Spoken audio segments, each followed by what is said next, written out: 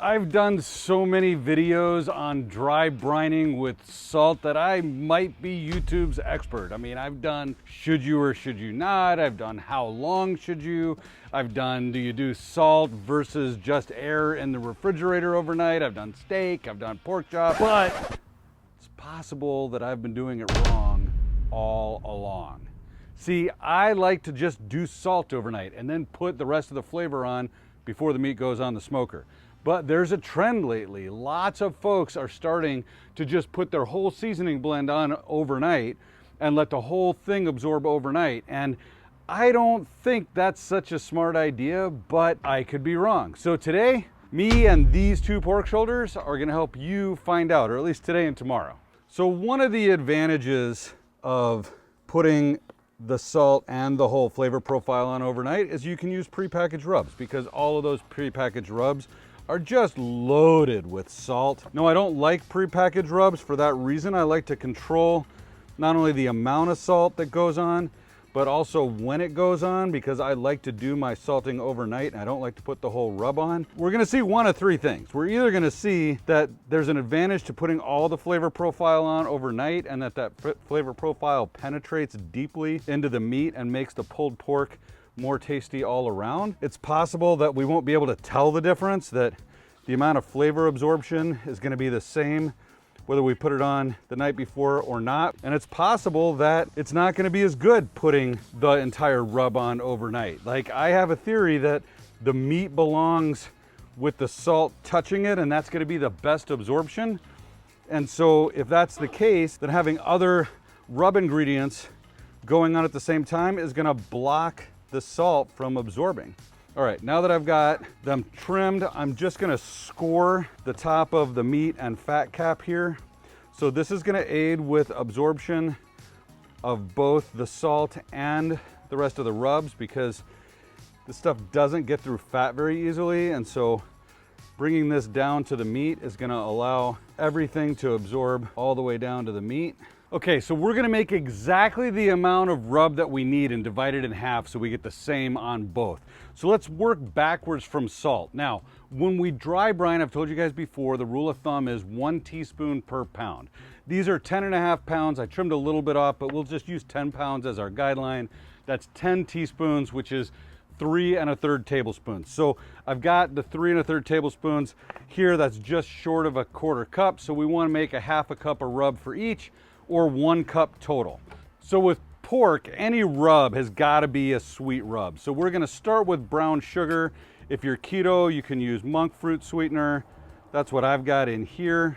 And then we're going to use a tablespoon of granulated garlic, a tablespoon of granulated onion, a tablespoon of ancho chili, and then 3 tablespoons of paprika. This is going to give color and taste. Also, we're going to use 3 tablespoons of crushed black pepper. Boy, I'm really glad I got the pepper can in here. Now, you could use pre-ground pepper, but if you really want the flavor and the oils, you're going to grind it yourself. I would not want to do this with a standard pepper mill, though. This pepper cannon makes grinding large amounts super easy and super fast. So here's 1, 2, 3. 4-hour rub. Now, this makes about a cup of rub, pretty close to exactly a cup of rub if you do the math. So that's gonna go for both of our pork shoulders. Now I've got here a 1/2 cup measure. We're gonna pour half of this out. All right, so this 1/2 cup plus this salt is gonna be for 1, and the other one is gonna get this rub and the salt, just like we were using a packaged rub or making our own rub and using salt together at the same time. First, I'm gonna do our salt only one. Again, this is salt only overnight. The rest of that rub is gonna go on here tomorrow. And I wanna use all of this salt between the sides, the bottom, and the top. If we've got crevices, go ahead and get it into the crevices. That's where it's gonna absorb the best. Now you see pretty quickly the salt starts to pull moisture out and form this slurry. That's gonna allow the salt to stick, so it's safe to turn this over. We're not gonna knock any salt off, and then we will put the rest of it here on the presentation side. Notice I'm opening up these grooves from when I scored and getting the salt inside. Again, trying to do as much as I can to help absorption of the salt, just like I'll do on the other one for the full rub that includes salt. All right, now I'm gonna set this aside. That's gonna go in the refrigerator, and this rub will go on it tomorrow. And on this one, I'm gonna do the entire rub, including the salt that we added to it. Starting again down here on the back side. Now the slurry's there, I can turn it over. Now I'm gonna go ahead and use the sides to mop up any spillage I had here. And now we can get a nice even coat across our presentation layer. Make sure the sides are tight and any extra goes in the grooves. Okay, now these will go onto these trays and racks to go in the refrigerator overnight. The rack allows the air to get underneath, so that way we get a complete dry brine experience here with all of the exposure that we need. And then let's load our shaker up with the non-salt rub for tomorrow. So we're ready to go when we come out. So you'll see this again tomorrow. At least it'll be tomorrow for me. For you, it'll be like that. Hey, welcome to tomorrow. Now these look really good. So this one that was just salted, you can see how the fat is really popping, how the salt has all been absorbed. There's a couple of crystals still on the fat, because of course the salt doesn't get absorbed as easily through the fat, but generally it's all been absorbed. Over here, you can see that we've pulled, the salt has pulled moisture out. We got a little bit of a slurry here, but there's a lot of salt crystals still on the top, which supports that theory that maybe the salt won't fully absorb in here, but I guess we won't know until they're cooked. So let's go ahead and get the grill fired up. Whoa, whoa, whoa, Al. I want to know which one you think is going to be best. You want answers? I think I'm entitled to them. You want answers, Nick? I want the truth. You can't handle the truth!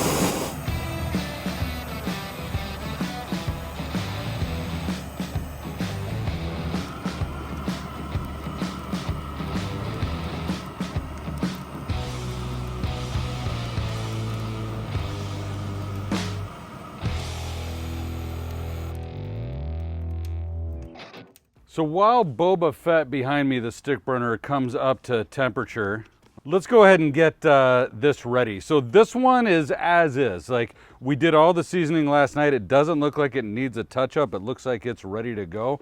So this one just needs the other half of the seasoning from yesterday. So I'm gonna put water as a binder just to help the rub stick. And just like we used all of the seasoning yesterday, we're gonna use all of the seasoning again here.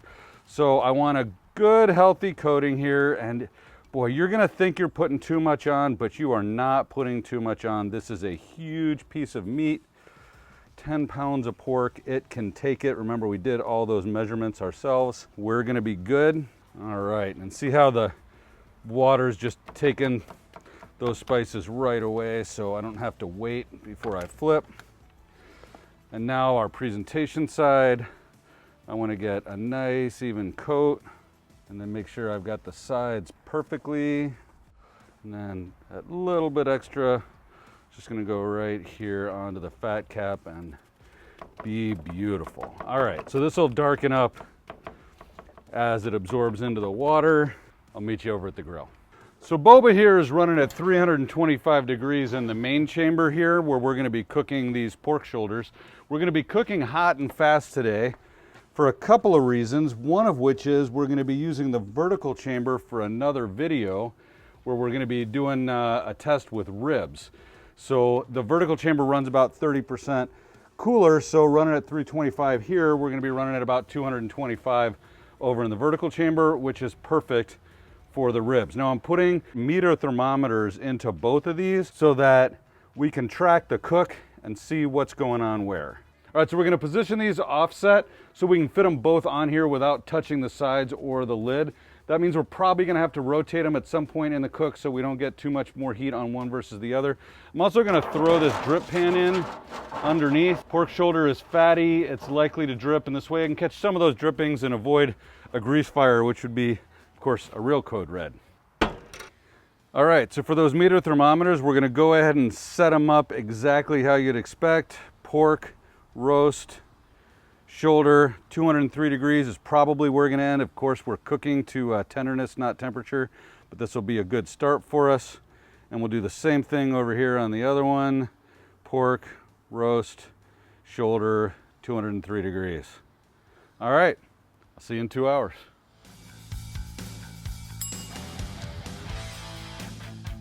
Two hours in, boy, we are getting a lot of smoke on these. So this one's showing 94 degrees on the meter app. This one's showing 84 degrees on the meter app. We're getting a lot of smoke, but I think what I want to do is switch the orientation of these. Just a little bit of a quick rotate. I'll pull this one around so it's up front here. Put this one right here. Actually, they're shrinking a little bit, so maybe they'll be able to stay closer together as we go. That meter's still going to be hitting the front there. That's all right. We don't need it for ambient temperature. We know what the ambient temperature is. We're just worried about what's inside. And then we got some dry spots here. So I'm just going to give these a spritz with 50-50 water and apple cider vinegar. Boy, we're getting a lot of dark bark out here. I hope this turns out okay. All right, I'm going to come back and check in about an hour.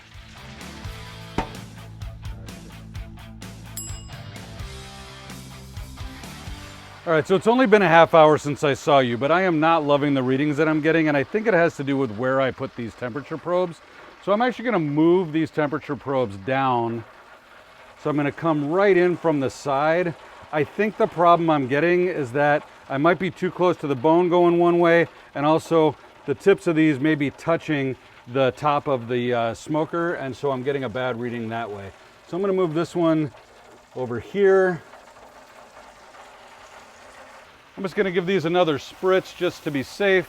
We're still a ways away. We've got some nice caramelization of that brown sugar on here. So I think we're gonna have a good bark.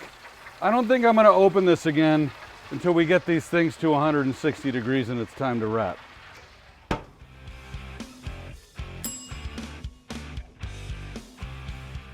All right, so as you can see here, these pork shoulders are both right at 172, 173 degrees. We're shooting 340, 348, so running a little hot, but it looks like moving those meter probes was the right decision. And if you look here, you can see that we've just entered the stall. So it's about time to wrap. Let's go ahead and wrap both of them. All right, look at this. This is tight and ready to go. All right, this one in front is number 2. This is the one that had just the salt brine and that we put seasoning on afterwards. This one over here had the seasoning all night. I don't know that you can see a difference. They look equally caramelized, but of course the difference is gonna be inside, what happens to the meat inside. So we're gonna pull these off to wrap. I'm gonna do this a little differently than you've seen me do pork before. I'm gonna start by putting each of these in one of these foil trays. All right, let me bring these over to the island. I'll show you what's next. All right, now normally when we wrap, we're just creating a super tight wrap. But sometimes when I do that and then I pull the pork, I lose a lot of juices in that aluminum foil. So instead of losing some of the juices in those foils, I'm gonna try using these aluminum foil pans. It's not gonna affect the experiment because we're doing the same thing for both. But here's what I'm gonna do. I'm gonna take a piece of foil. I'm gonna wrap as tightly as I can. And I'm gonna pull these corners up and kind of create the same effect as if I had wrapped it with foil, super tight. And let's see if that holds the juices and makes them a little bit more accessible to me. All right, so we still got number 1 here, number 2 here. I think I'll be able to tell the difference if one's done before the other, but they've pretty much tracked the same way the whole way. So let's go ahead and get them back onto boba. All right, we're not gonna peak again here for several hours until those meters tell me that this is over 200 degrees. And then we're gonna start testing these for tenderness and see when they're done. I cannot wait to see what the difference is, if there is one. See you in a couple hours.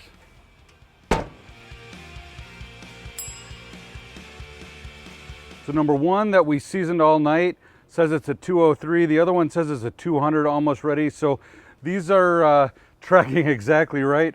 Let's go ahead and check for tenderness and see if they're ready to rest. This came together way quicker than I thought. It's only been about an hour and a half since we wrapped them. So if they're ready quick. All right, this feels ready over here. Let me see about the other side. Not quite. All right, I'm gonna give this one maybe another, let's give it another 15 or 20 minutes before we check it. Again, this one, well, same thing over here. Yeah, we're gonna give it another 15 minutes. So in 15 minutes, these are gonna be ready. I'm gonna pull them off and let them rest. We're gonna let them rest for probably 90 minutes or 2 hours. Give them plenty of time, and then it'll be time to pull and taste and see if I'm right or if I've been doing it wrong all along.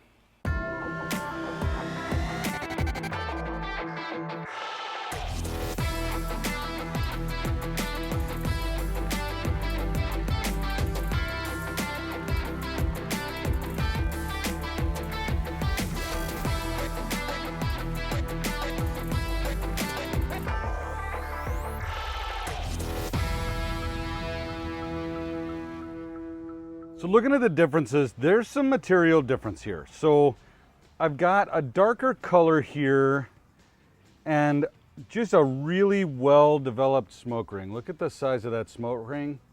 And this looks really good. Now over here, I'm not seeing that well-developed. I see some pink, but I'm not seeing the same level of smoke ring off of the surface. I don't know what that means. I don't know if it means anything. Smoke ring is not flavor, but it tells us something. I've got this darker color. I think I've got a little bit more liquid, but that could just be how much fat was in there between the two. So I guess it's going to come down to taste. So the first question is, will the Pilot flying overhead like this one better or this one better? All right, so I'm grabbing a piece here that's not from the edge, doesn't have any bark on it, just to get a good feel for the inside, because that's where we think the difference is going to be. It tastes amazing, just like every other pork shoulder I make. I got the smoke flavor. It's super tender. It's super juicy. All right, let's see over here. I'm going to toss this in the juices as well. See if I can find a piece that wasn't too close to the edge. All right, this one had the rub on for 24 hours.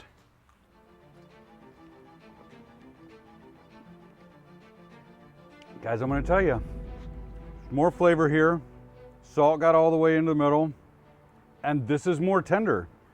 I think this whole put on the rub overnight is bunk, and I think that also disqualifies from most of these rubs that are store-bought rubs that have salt in them, because you can't separate it and salt it and then put the rub on, or it'll be too salty. I think we've got an answer, and the answer is I am vindicated. So watch this test next. I think you're really going to enjoy it. And I'll see you next time, I hope, on Eat More Vegans.